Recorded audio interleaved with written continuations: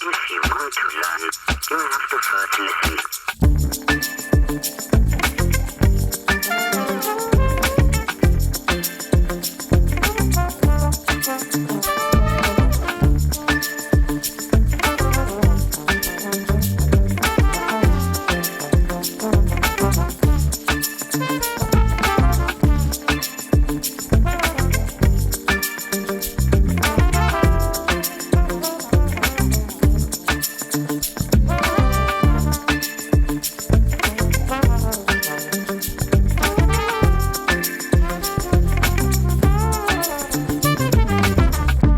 Welcome to episode 25 of Matt O'Donnell Wants to Know, a podcast to feed our curious minds. Episode 25.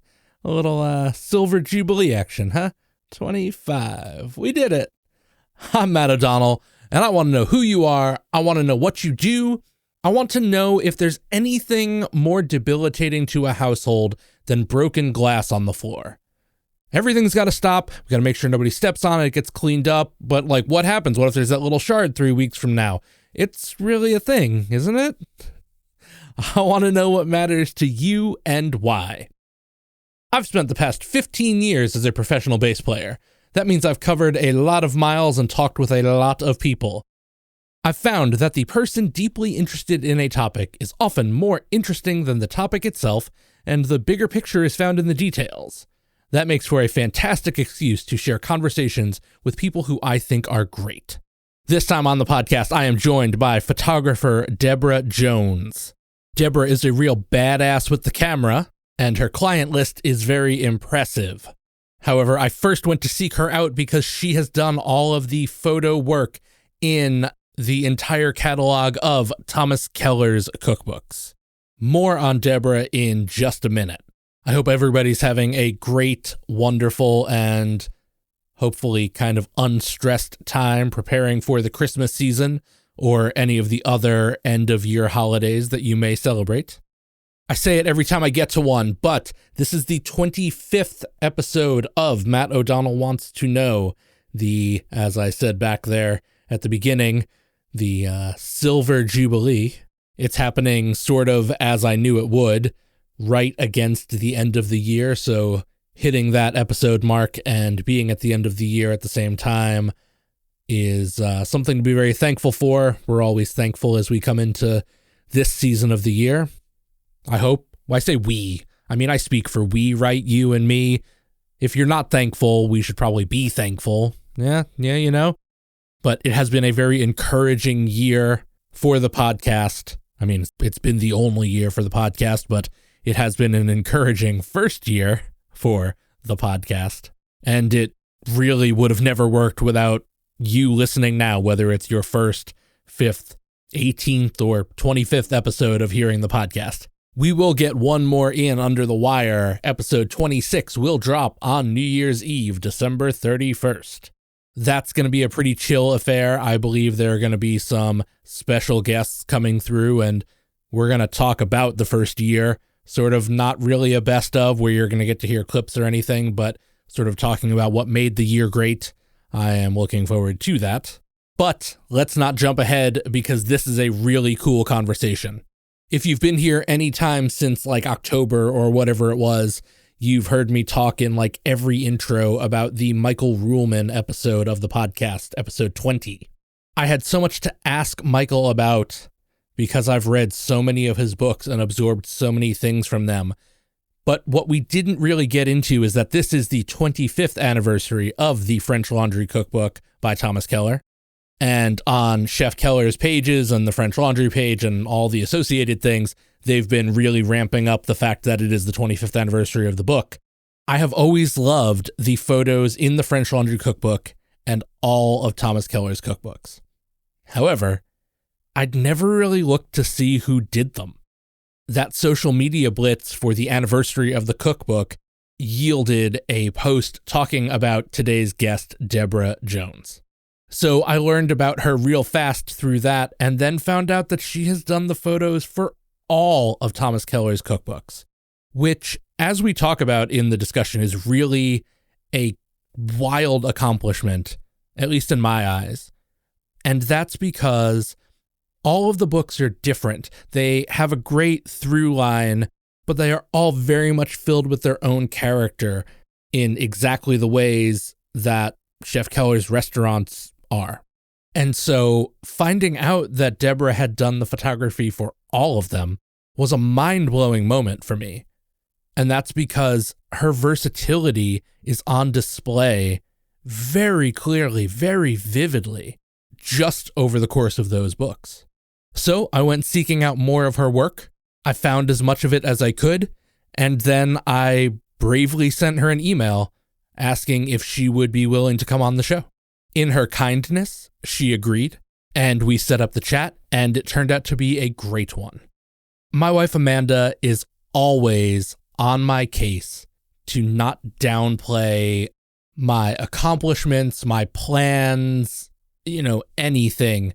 I am usually one to kind of try and play it cool and very casual about things and not give myself credit where credit is due. In the course of getting started, I found that Deborah really wasn't sure what she would have to contribute to the discussion here. But I tell you, dear listener, that she had a lot to offer. Not only did she give me some great background about Thomas Keller and about how those cookbooks were made and how she got into them and things, but there's great discussion in here about her thoughts on intentionality in photography, about how she looks at how food should be plated to be in a photo. And it's worth it all just to hear her talk about how she thought she was done shooting cookbooks entirely when the French Laundry Cookbook came along. Those are lessons that, when told by someone who clearly has wisdom and acumen and experience, should encourage you to keep your ears and mind open for those right opportunities, because who knows when something like that's going to come along for you. This is a Zoom chat, which is, as I am often to say when leading up to presenting one to you, a little less personal feeling than when we're in the same room. And, we had to get going a little bit. It was our first time ever talking, not in a text-based manner. But I can tell you that I think that if I had met Deborah at a dinner party, I don't know that I would have wanted to talk to anyone else for the time. She just feels like the right person. There are a number of things she said that feel like my beliefs as well. And so I have a hard time putting exactly the right words to it, but there's a ton of value in what you're going to hear for the next 45 minutes. Deborah's clients include Food and Wine Magazine, All Clad, Williams-Sonoma, Pixar, The Robb Report, Lexus, the San Francisco Museum of Modern Art, and so many more. Her photos are full of class, elegance, and taste, all while remaining vibrant, modern. They really just run the gamut individually from each other, but also as a whole body of work, and even just in tons of them, just in one photo, all those things are present. I'm just sorry I didn't know her work intimately beforehand. So, all that said, now I will take you to my conversation with Deborah Jones.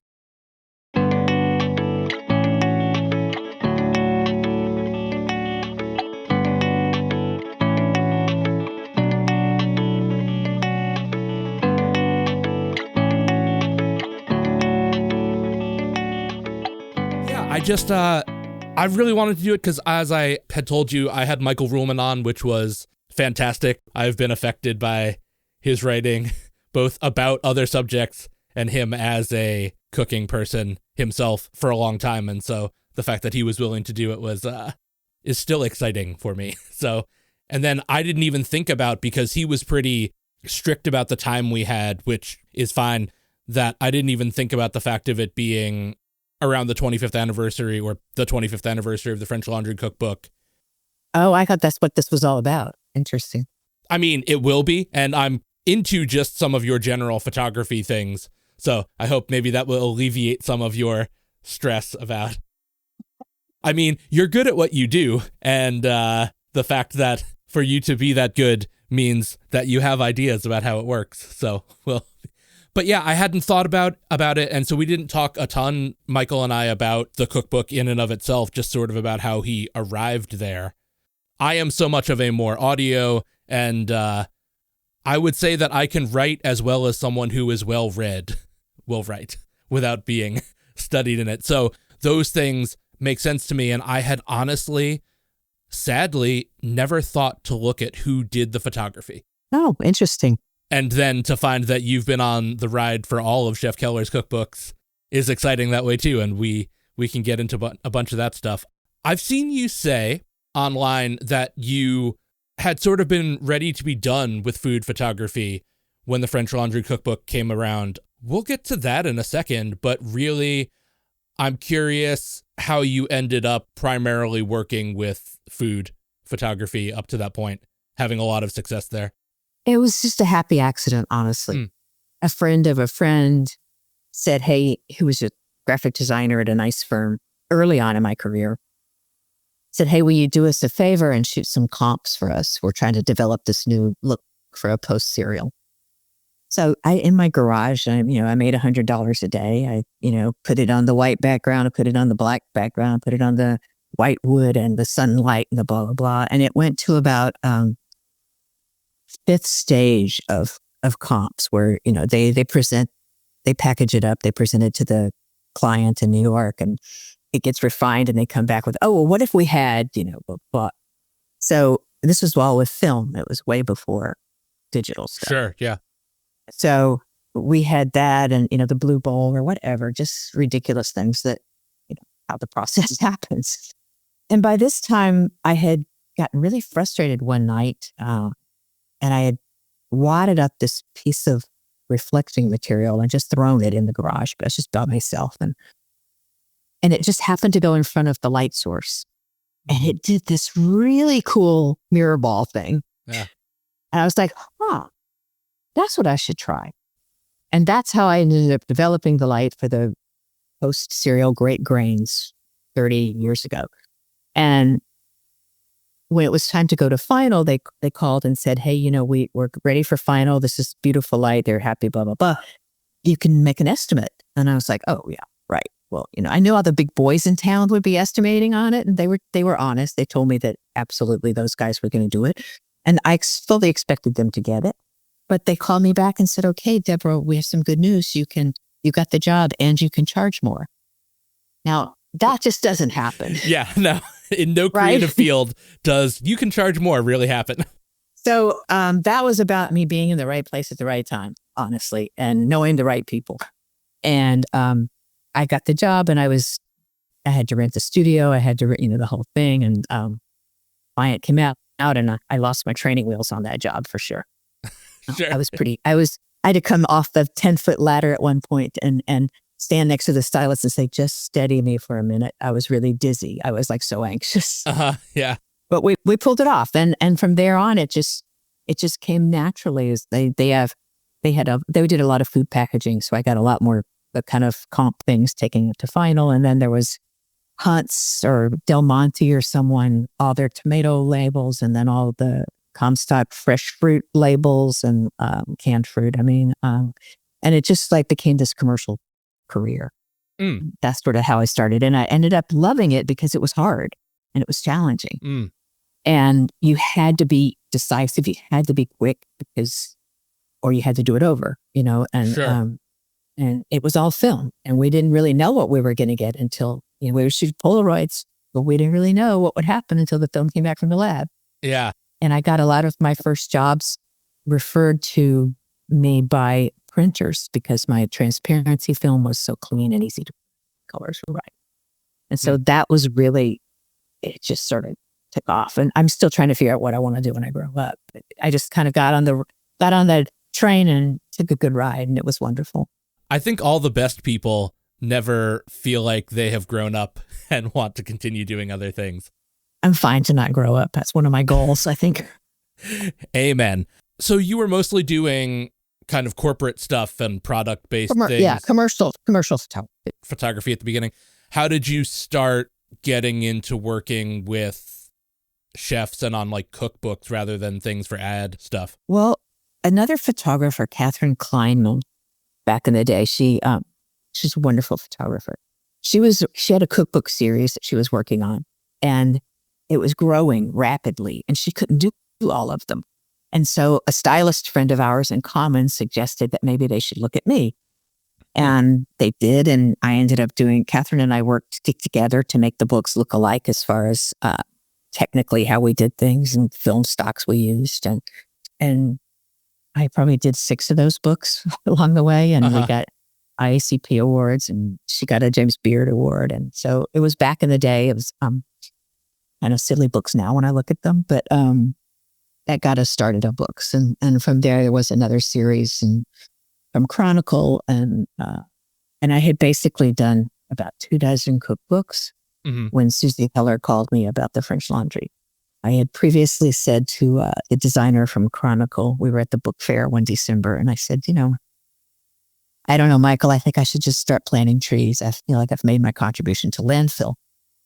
And then I got the phone call, and I had closed the studio in December for the holiday because we'd been working really hard. And we said, let's just take 3 weeks off here and take a break. And then Susie called at the last day and wanted a portfolio in Chicago or Cleveland. I'm like, I don't want to do that. I don't want to get that stuff together. Back then we had the huge 11 by 14 matted 8 by 10 transparency. So that was the portfolio. It was at least, 3 or 4 inches thick. It was leather bound casing. It was a work of art in itself, regardless of what the transparencies were. But they were heavy, and it was a pain in the ass, and I didn't feel like doing it, and I didn't want to make another cookbook. So I sent her a few tear sheets from the workbook or one of the source books. I just sent that out. And because she was doing a national search, she had floor-to-ceiling books stacked, portfolio stacked. And she was so happy to get an envelope that she didn't have to lift. And for that's how she got interested. That was the start. It was just another fluke. I met with Thomas, and I said to him, my idea about books, and he said, I don't disagree with you, but people have been after me to do cookbooks for years, but I finally feel like I have something to say. And I said, well, we don't really need another recipe for salsa. Right. And I was kind of flippant, and I was like, well, like what? Like what? And he very patiently and generously explained to me how he stores his fish the way they swim in the ocean. Right. Yeah. Because to stack them on top of each other changes the texture of the flesh on the bottom. Right. Yeah. And he had me there. I totally took the bait and ran with it. Because that's the kind of details I used to do in my studio, with food or any photography. It was that kind of a detailed person. And when he told me that, I was like, okay, you are so my kind of guy. Yeah. I got the project. I made an estimate that they thought was way too expensive. It was a lot of money at the time, but it was just my cost. Sure. And I didn't give them a creative fee because I just wanted them to cover all the expenses so that I could do it the right way. Absolutely. Yeah.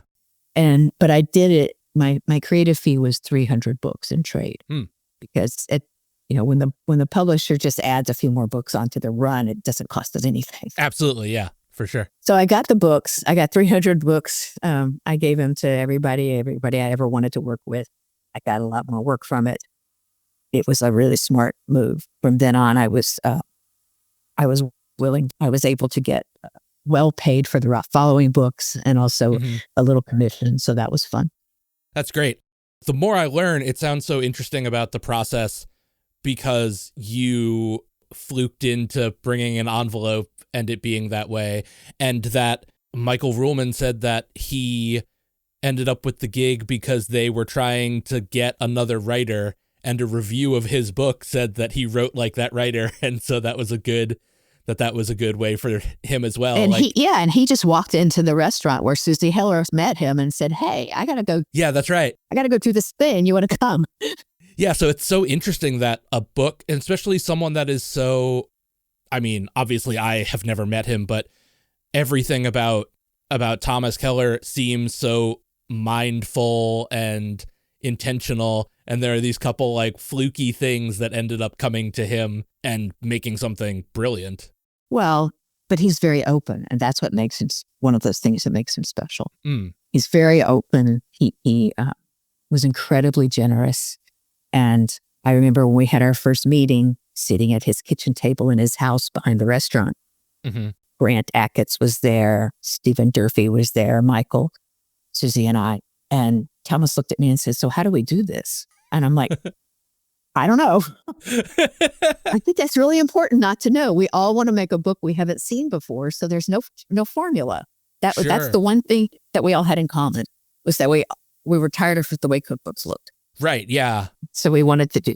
Yeah. I know that he was super into the idea of it being more about the story than any of the recipes and things like that. They wanted to tell the culture. Yeah. And it totally succeeds on that front in every way. A question that I'd be interested to know from you in that front is, like, it's such a storybook, but it does have recipes. The chef here in Nashville, Sean Brock, and I know that he loves the French Laundry Cookbook, and he has said that he has spent a ton of his time in culinary school. Like, every time he would have an assignment, he would end up making a recipe out of the French Laundry Cookbook. Oh, it's interesting. like something he would do. And so, it's definitely doable. But how do you see the role of photography and cookbooks on that level? Because most people that own those books will never cook out of them. And so that photography and the story in that way drive so much of the existence of that book past purchase. Well, I think the images, I think a lot of times you turn any book, this is any book, you turn the page and you see an image that interests you, then you actually stop and read the copy. Sure. You don't read the copy before you look at the photos usually. Yeah, that's fair. So I feel like the photos in that book, we were telling stories. We were showing pretty light on the wisteria. It had nothing to do with the recipe, but it had a lot to do with the mood. Mm. We photographed all the people who were bringing these far-reaching ingredients to Thomas. I went from the Hearts of Palm farmer in Hawaii to the lobster harvest person in Maine, off the coast. And I went there with film and no assistant and photographed these people in different ways, showing their environment, not just their faces. And I think it was engaging. I think people were like, wow, that's where she collects mushrooms. It's so beautiful. Yeah. Or, and I think the more you can create interest with the photograph, then the people are going to, if the cover is interesting, they're going to open the book. Sure. Yeah. If the photograph is like something you're expecting a picture of a roast chicken, personally, I said to Thomas, like, everybody knows what those things look like. Yeah.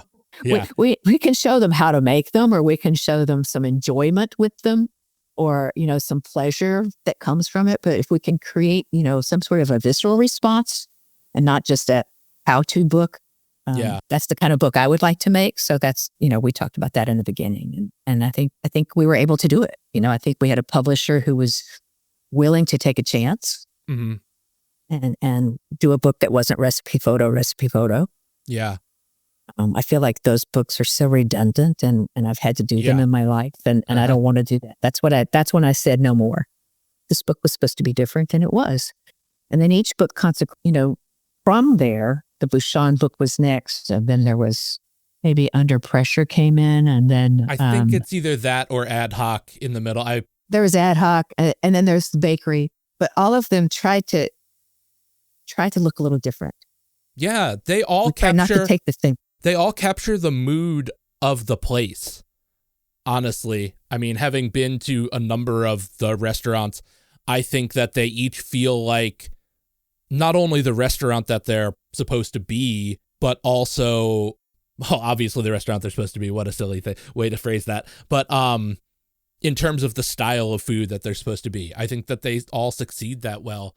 I mean, even Under Pressure, I think some of the most beautiful photography that you've done for Thomas's books is in Under Pressure. And that book, to me, is such an early expose, in a way, of sous vide cooking. And I think that the way that you've gotten the strong detail is good for professionals. Because that book, to me, feels like a book made for professionals. It was totally. It was definitely published at a time where home sous vide could not be a thing. I think that you succeed in under pressure in getting food to be as vibrant and real for the people that need to be thinking about using those techniques and equipment in that way. Thank you. I remember starting that book thinking, what am I going to do? How in the world am I going to do this? Because it's not pretty. This is a story about stainless steel and plastic. Yeah, that's right. What can we possibly do? So I decided to isolate it since it wasn't a culture book. It wasn't about a specific place. Yeah. Then I took all the place out of it and I just made black backgrounds or white backgrounds and, took the sense of place away from it, did the opposite of what we did with the other books. Mm-hmm. And then put a hard light on the plastic, which you're never supposed to do. Yeah. I put the soft box up there and then I took all the soft off of it. And we shone as hard of a light as we possibly could on there. And it worked. It was exciting. They were like, it was sculpture. I was basically shooting these things which were sculpture. And then how to show the texture of it and how to show the color of it and how to show less plastic. And it was fun. Yeah. It was another project where we didn't know what we were doing. For sure. I mean, you also, having been through the portfolio that's on your website, you take really great portraits of humans as well, not just of stationary food. I think I'm terrible at people, but thank you. Not to be very one note about it, but there's a photo that you have on the website of Keller with a milk jug in his hand. And the look on his face is this like visceral joy of life about exactly. That picture to me, if you needed to explain everything about his food and his cooking in terms of being, passionate about ingredients, like it is that moment of him holding this fresh milk jug and just this look on his face. And I think that photo is incredible. I think, to combat your humbleness, I think that a lot of them are great, of what I've seen. Well, I've had great subjects to shoot, so that's part of it. Sure, that always helps. On the milk thing, when we were doing the bakery book, I said to Thomas, so we've done all your far-reaching and, purveyors, but we never did Diane St. Clair at butter. So let's go see Diane for the butter book, because that's what the bakery book is held together with butter. Sure, absolutely, yeah. So let's do that. So we did. We went to Vermont and had a lovely dinner with her, and she showed Thomas the whole process the next day, and I was just shooting it. I didn't have any plans. I was just watching for the image, and several of them revealed themselves. And Thomas was happy walking the cow and hugging the cow and loving him up, and it was pretty cute. We didn't show a lot of those because they didn't really relate. But of course, yeah. But that was his personality. He had just tasted the warm milk that he had pulled himself from the cow, and it was a really sweet moment. So I'm glad you noticed that. Yeah, it to me is a perfect photo. It is. My wife is a personal chef. She has a wonderful business here in town, cooking for families and things like that. So our dining room is full of like menu walls and things like that, and like a great drawing of Anthony Bourdain that we love. And I said to her when I was going through your stuff, we've always talked about what it would be like to have a photo of Thomas in our dining room, because that's how we ended up getting together. We met on Tinder and ended up getting married rather than just short-term dating. And, love of the fact that she was a chef and had lived in Boston, and I went to college in Boston as well, is the thing that got us together. And Thomas is both of our favorite chef. And so it's like, it is a very connective tissue thing for our relationship. And I said to her, I was like, if any photo could ever hang in our dining room of Thomas Keller, it would be that one. And it has to do with that look on his face. Oh, that's sweet. To that end, I'm curious to know, as a visual artist who has chosen photography, but anyone that is in visual arts, respects and loves other things, how do you feel about plating of food? Do you think about it in terms of, when you're shooting things? Of course I think about it. I think, when I'm cooking, yeah, I totally think about it. When a chef, if I'm working for a chef who's plating food for a photograph, I always ask them, okay, I use this metaphor of verbs and nouns and adjectives. Okay, so what's the verb? Like, what's the most important thing that we're supposed to get when we look at this plate? The protein is rich, the sauce is creamy, the potato chip is crisp, whatever. And so then I start with that. And so if he gives me something that confuses me to that first or second layer of what's important, then we have to start taking things away. Mm. So, I'll talk to them about, well, could we try to put, the lobster cream, the softness of the lobster, could we try to put that forward and like everything else kind of fall away? Mm. So it's more about just isolating what the critical part is. And sometimes it's important to have a messy plate and sometimes it's not, Yeah. And sometimes you can have a lot on a plate. But yeah, I think about plating a lot. It's the first thing you see when you sit down at the meal. The plate comes to you. Yeah, you look sure. at it.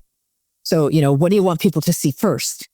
And if it's a photograph, if you're at a restaurant and you're sitting down, then it's just your eyes are moving constantly. Sure, 3D is one thing.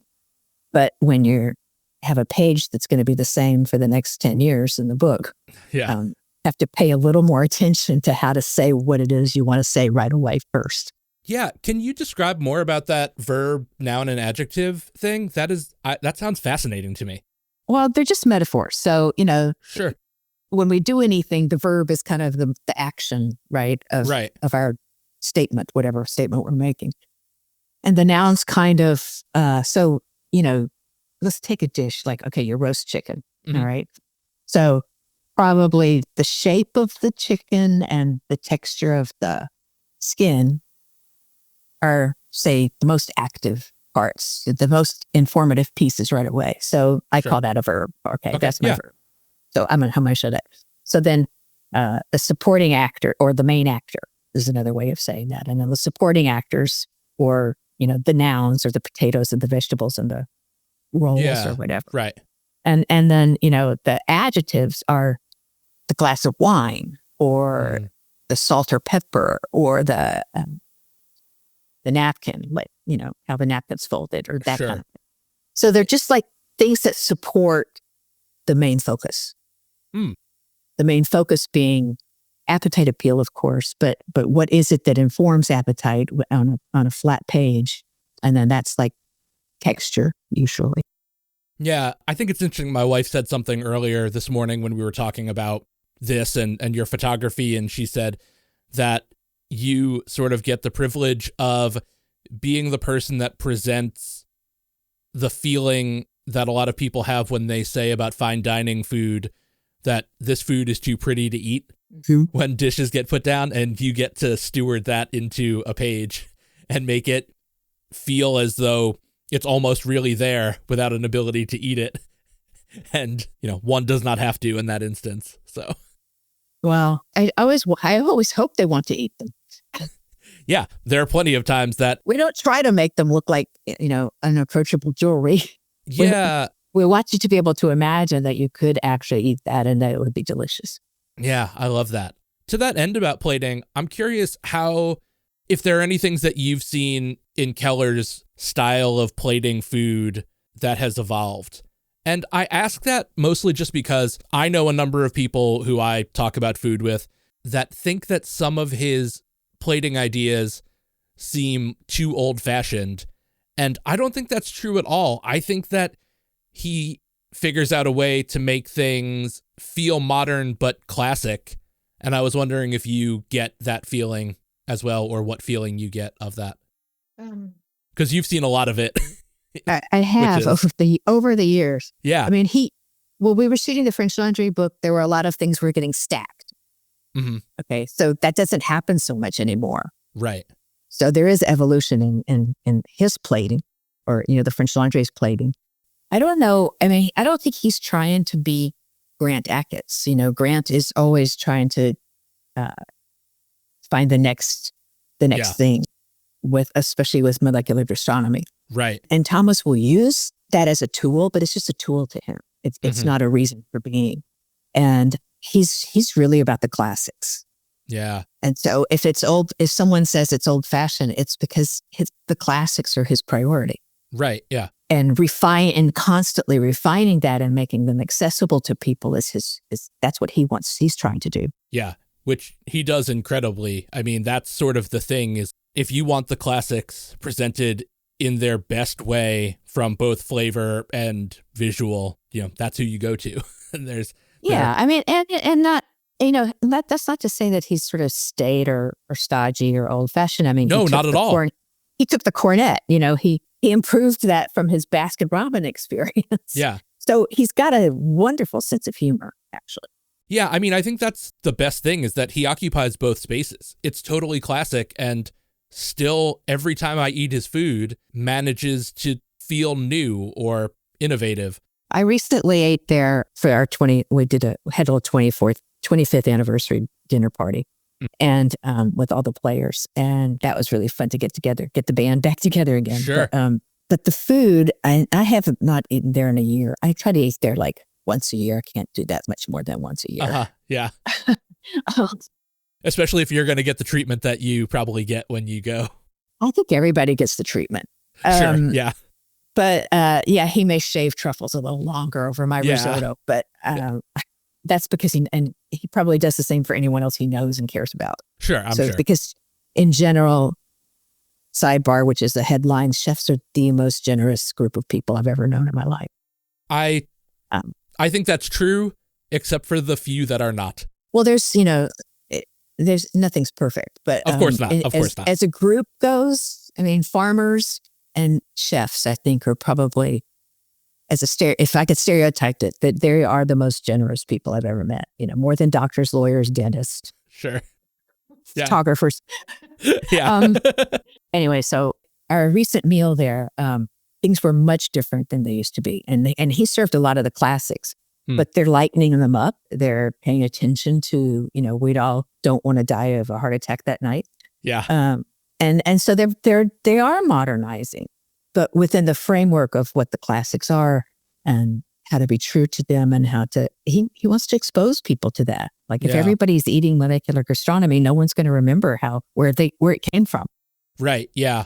I hope that there are chefs that really pick up that baton. I actually have not eaten at the French Laundry myself. My wife has, but I've eaten at Per Se twice, and those have been, out of this world meals for me. And I just hope that it is important to me, I think, that we go eat at the French Laundry while he is still very much involved in it. That is, something for me. But I really hope that people are able to pick up that torch and kind of work that mission statement into the future. One thing you said back there that I thought was interesting, recalling my conversation with Ruhlman, is I asked him if he thought when Grant Achatz was working there, if he saw anything that was going to be like what Grant would eventually do at that time. And he said, no, not at all. Grant was a skinny little kid, He was just, it's like early, we were all pretty young, obviously, but Sure. I was probably old for the photographer part, but the chefs were all young. Thomas is a year younger than I am. And he and I and Susie Heller were the older people on the set. Mm-hmm. But Grant, there was Stephen Durfee, there's Corey Lee, Jonathan Venno, David Breed. And those guys are all doing their own interpretation of the classics as taught by Thomas Keller. Mm. I think that they are doing it. Jonathan has a little more of an Italian bent on it because that's his interest. That makes sense. Now that you mention it, You should talk to Jonathan. He's really another generous human being, and he's right there in New York.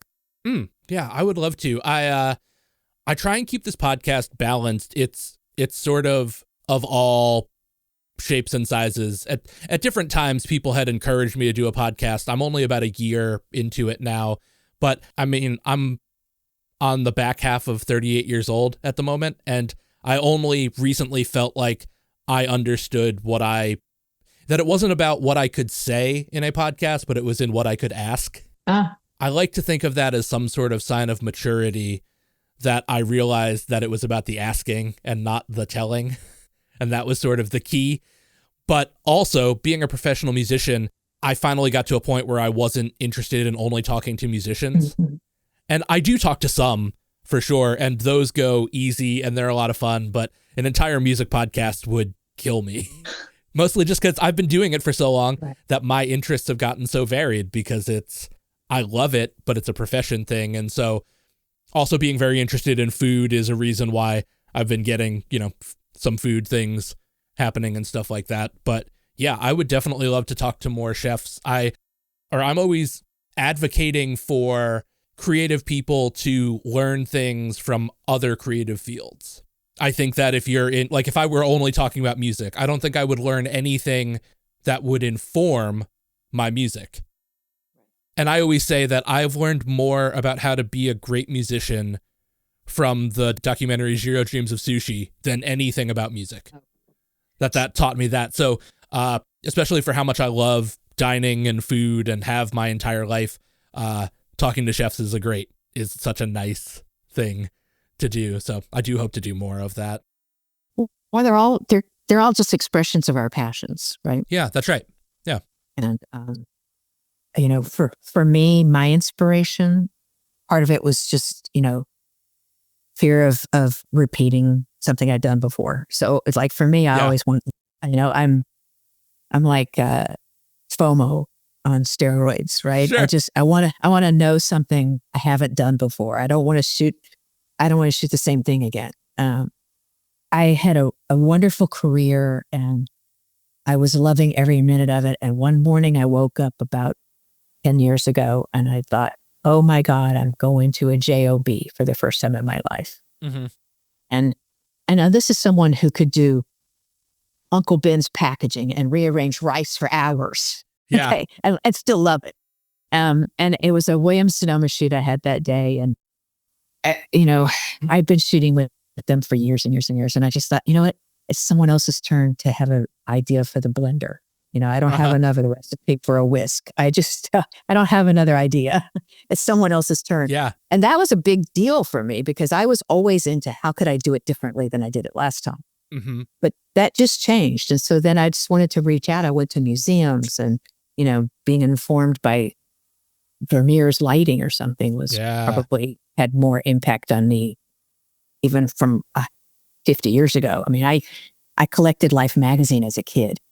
Yeah. With my little allowance and my dad would ridicule me. So there's nothing to read there. They're just pictures. Yeah. Great. So you graduated from high school and they said, what do you want for your graduation present? I said, well, I kind of want a camera.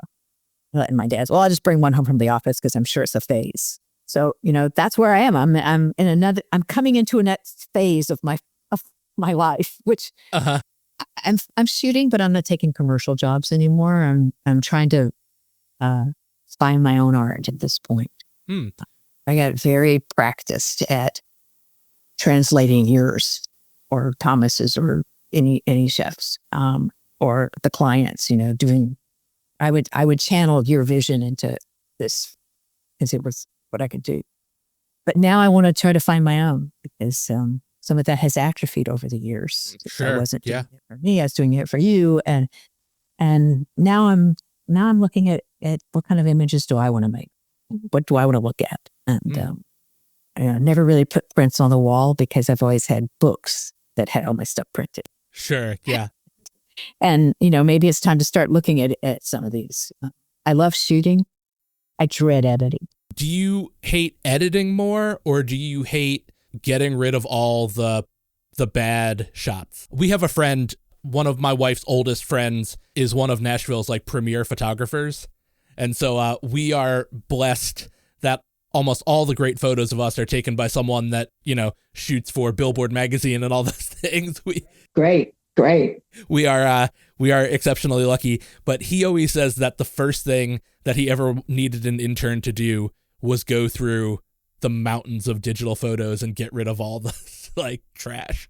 Yeah, there's a whole other way of shooting. Like people who shoot for Billboard magazine or, people who are people photographers or rock star photographers, they kind of have to shoot and pray and spray, I call it. Yeah. So they have too many images to go through. I don't have that problem because I started as a film photographer. So we didn't click the shutter until it was ready. Sure. Yeah. Right. And if it's portraits, I don't, shooting Thomas, Matt McDonald, and Sebastian for the bakery book. I shot them all the same way, 6 months apart. But that was like, okay, this is what we're doing. This is how we're going to do it. Maybe there were like, it took all of 10 minutes. Yeah. After we set up for it, because all the because we figured it all out ahead of time. And so there wasn't a lot to edit there. So it's just, I'm not a computer person. Like I used to dread just sitting at the light box and with the loop. But now you're the pre-press lab. So you have to do all this extra work. And I'd rather just make a photograph than. Do you shoot on film anymore? No. 2005, kicking and screaming, I let it go. And learned how to do the digital thing because my clients were requiring it. I only ask because I feel like there are so many people that film is having a renaissance. I mean, which hopefully based on, we don't need to talk about any of it, but in the world of AI and, the heavy tech world, there's something very human about returning to all the analog things. I mean, the amount of I'm really happy to see it. Yeah. I'm sorry, I interrupted your question. Oh, I was just going to say about also, musicians that want to track to tape if you can. There's just such a thing for that. And I was just curious if you had that or if you. I don't have that, but I'm really glad to see it happening. Really happy about that because for years I've been saying anybody can take a picture, but making a photograph is a whole other thing. Yeah. And, it used to be, we used to think about what we were doing. Yeah. And now everybody I don't even think if people look at it. I can't tell you, Matt, like how many online ads or editorial pieces I look at and the photograph's upside down. Like I can tell because everybody's shooting straight down shots, but the designer who's putting it together is not even looking at it, or it's not even a designer. They're just some, tech person that everybody thinks, oh, I know how to work Photoshop. I can be a designer. But it's like no one knows these things except me. Like how can that possibly be? Is anyone else outraged at the carelessness that we're putting images out there? It just drives me absolutely fucking crazy. Yeah. Like what happened to attention to detail? What happened to caring about what we put out in the world? Yeah, these are questions I ask myself every day. Just the idea of not thinking about something before you do it pervades society and particularly output and is mind-boggling to me. I used to teach workshops occasionally and I would always piss people off by saying this. I feel like photographers in so many ways are still in the 2-year-old stage of development where everything we make is brilliant. But it's like, no, it should be flushed down the toilet. It's not brilliant. Our biggest mistakes, I think in my life, my biggest mistakes photographically have led me to the biggest successes afterwards. And I think that's true of probably musicians as well. Yeah. I've heard people talk about that, and so to be able to have that and to look at it, but just spend the time looking at it and thinking about it in order to make a transformation. Yeah, I agree. No, just like going back to the wire, am I happy people are shooting film because they may have to make those connections. Yeah. Yeah. My favorite photo from our wedding that our friend Robbie took is a film photo. And he was shooting those pretty haphazardly, but just wanted to get some, but it's the best one of them all. When I think of like our wedding photos, I think of those like 5 or 10 film shots that he got as being the best ones by far. Well, we can start wrapping up, but I feel like I planned this as like a fun question, and now I feel like you may have already sort of answered it, but I'm curious to see if you have anything to say about it. Has your heart been hurt very much by the social media revolution of people taking photos of their food? I just don't feel like I do the same thing. Like I look at all of this and I think, don't call yourself a photographer, or maybe I shouldn't call myself a photographer because we are not doing the same thing. Sure. So I wouldn't know if it's, I don't know, heartbreak. I don't think it's that personal for me. Do I wish people spent more time thinking about what they were producing? Yes. Do I wish people spent more time reading what their intake is, reading the image? Sure. Yes. But that doesn't seem to be the world we live in right now. And it doesn't seem to be the priorities. And, I'm a dinosaur in that way. I'm a content one. So, Sure. am I happy that people are looking at food? Of course. Yeah. Do I wish they would just look more carefully? Yes. Yeah. So much of my social media feed is filled with people just taking pictures of terrible looking food and feeling very proud of it. And I think to myself, for the kind of 2-year-olds. Yeah, for the kind of culinary library that my wife and I have, just looking through any of those books is pretty much just is an upgrade in all ways. Yeah, yeah. They took longer to make those images, Yeah. I mean, when I make a book, I know that, this could be open on your coffee table or your kitchen table for a week.